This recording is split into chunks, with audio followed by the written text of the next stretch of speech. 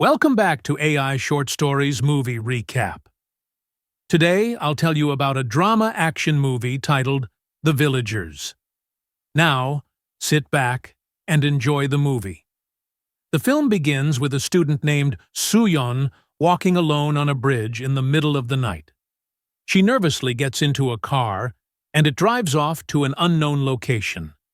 The scene then shifts to a boxing coach named Gi-chul. He enters a restaurant carrying a trophy won by his student, who finished as the first runner-up in a competition. However, the truth is that his student should have won, but a corrupt official favored the opponent because of money.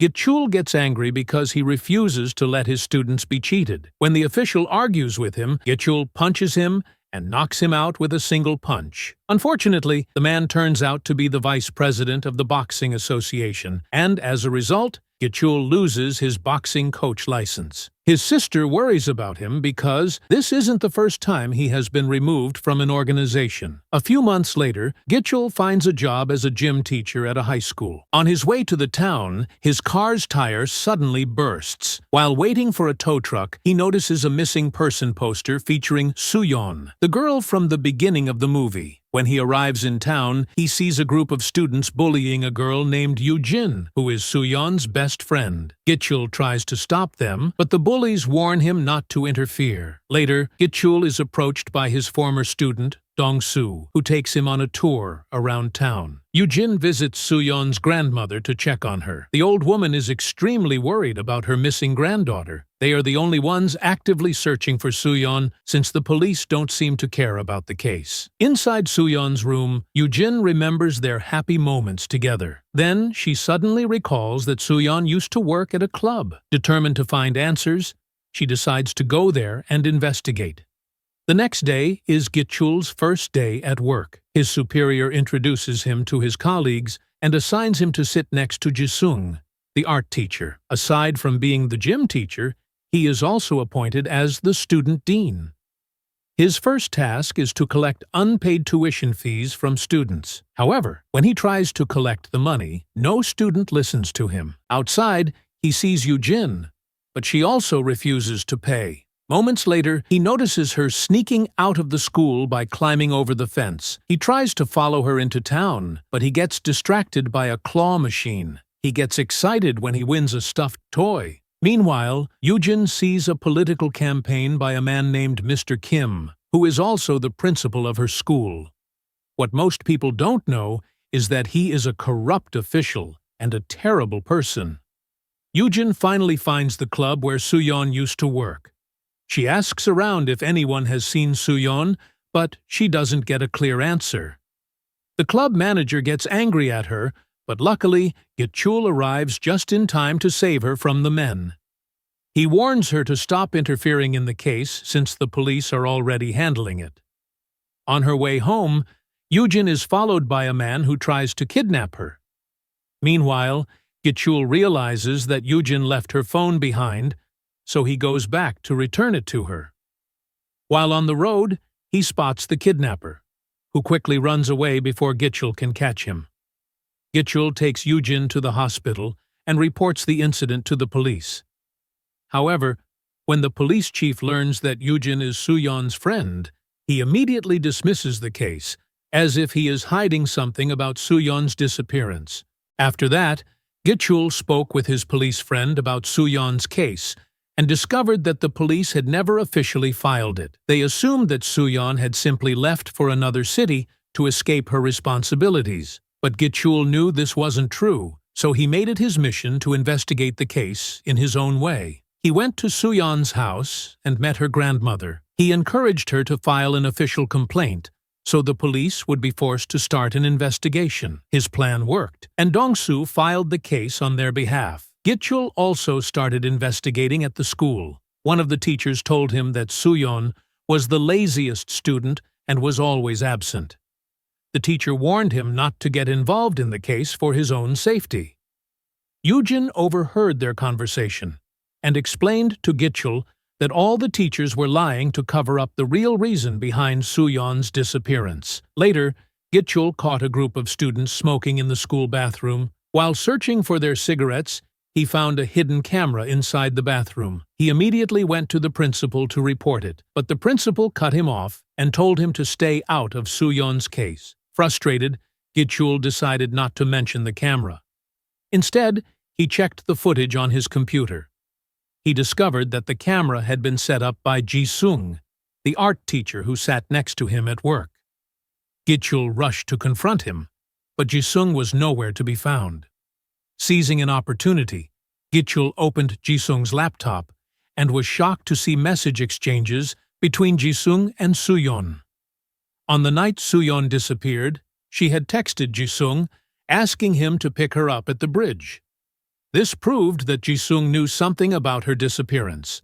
Gi-chul immediately called his police friend, but there was no answer. He then called Yoo-jin to ask where she was, only to find out that she was with Ji-sung, who had offered to take her home. Alarmed, Gi-chul told Yoo-jin everything he had learned and warned her to be careful. Yoo-jin secretly asked Ji-sung where they were going and sent her location to Gi-chul. She then noticed that Ji-sung had a keychain identical to Soo-yeon's. When she asked him about it, he suddenly punched her, knocking her unconscious. When Yoo-jin woke up, she was tied up inside Ji-sung's room. While looking around, she saw Soo-yeon's phone hidden inside Ji-sung's cabinet. Before Ji-sung could harm her, Gi-chul arrived and forced his way into the house. Ji-sung tried to fight back, but he was no match for the former national boxing champion.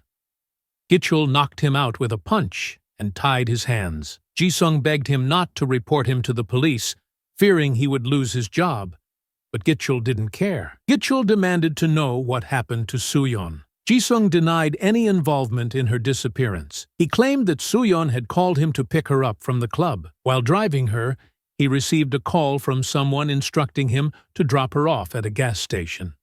Soo-yeon told him that someone else would pick her up, so Ji-sung left. However, after a few minutes, he felt uneasy about leaving her alone and decided to go back. But by the time he returned, Soo-yeon was already gone. He only found her phone in the gas station restroom and kept it. But he swore he didn't know anything else. In the end, Ji-sung was arrested for his crimes. The police still didn't believe that Soo-yeon was kidnapped, even though Gi-chul had already found evidence. They quickly dismissed him. After Gi-chul left, the police chief called someone and warned them to be careful because the teacher was investigating them. This proved that more people were involved in the kidnapping and that the police chief was in on it. The next day, Gi-chul was summoned to the principal's office and fired from his job for interfering in Soo-yeon's case. It became clear to him that the entire town was trying to hide the truth about what happened. While thinking about his next move, a police friend called him and asked him to come to a location. When he arrived, he saw Soo-yeon's body being loaded into an ambulance. Yoo-gin, Soo-yeon's best friend, broke down in tears. Seeing this, Gi-chul realized that the killers might target Yoo-gin next because she was a threat to the case. Later, they visited Soo-yeon's sick grandmother in the hospital. Her condition worsened after hearing about her granddaughter's death. Meanwhile, Dong-seok, another police officer, overheard his superior's conversation and discovered that the police chief was taking bribes from Principal Mr. Kim to cover up the case. Dong-seok decided to investigate on his own and stole Soo-yeon's phone from the police station. After repairing it, he found messages from Soo-yeon to a woman named Yi-sul, who worked at a club. Dong-seok informed Gi-chul about her, but right after their conversation, someone hit him from behind. Gi-chul went to the club and spoke with Yi-sul. She revealed that Soo-yeon used to be a part-time singer there. On the night she disappeared, Mr. Kim, the club chairman, and the police chief were drinking at the club. While she was performing, Soo-yeon received a call from the hospital saying her grandmother was sick. She asked permission to leave, but the chairman tried to take advantage of her. She managed to escape, but Mr. Kim later found out that she was a student at his school. Fearing that the incident would harm his election campaign, he ordered his men to capture her. When Gi-chul encountered Mr. Kim's men, he fought them alone to gather more information. He questioned their leader about why they killed Soo-yeon. The man admitted that he followed Soo-yeon that night, but was not the one who killed her. Instead, he found her in a public restroom being strangled by another man, Ji-sung, Mr. Kim's son. Ji-sung was untouchable because of his father's influence. He was in love with Soo-yeon, but when she rejected him, he lost control and killed her. After learning this, Gi-chul called Dong-seok and found out that Ji-sung had been released from jail. This meant that Yoo-jin was also in danger. When Yoo-jin didn't answer her phone, Gi-chul rushed to Ji-sung's house. As he feared, Ji-sung had kidnapped Yoo-jin and taken her to another location. However, he had to stop when his father suddenly arrived home. To avoid being caught, Ji-sung locked Yoo-jin inside a closet. Mr. Kim was furious at his son for causing problems. He ordered Ji-sung to go to America and never return. Enraged, Ji-sung accused his father of killing Soo-yeon. In a flashback, it was revealed that Mr. Kim had gone to the public restroom that night to clean up the mess. He found Soo-yeon still alive, but killed her himself to protect his reputation. Back in the present, Yoo-jin attacked Ji-sung and tried to escape, but he quickly caught up to her. Just as he was about to kill her, Gi-chul arrived and saved her. After defeating Ji-sung, Gi-chul took Yoo-jin to the hospital. Badly injured, Yoo-jin managed to tell Gi-chul that Mr. Kim was the real killer. Meanwhile, Mr. Kim won the election and became the town's mayor.